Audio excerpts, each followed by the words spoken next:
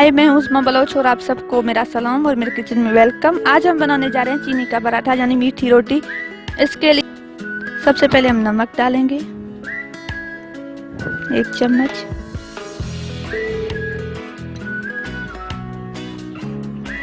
दो चम्मच ऑयल,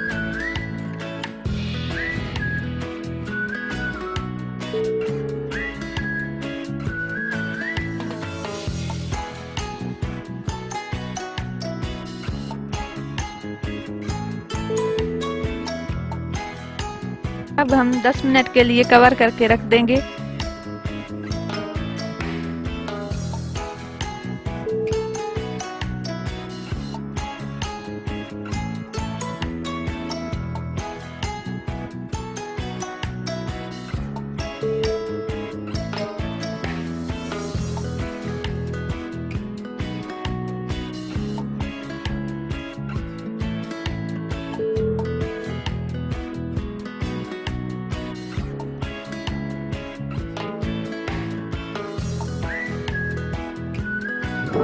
चीनी,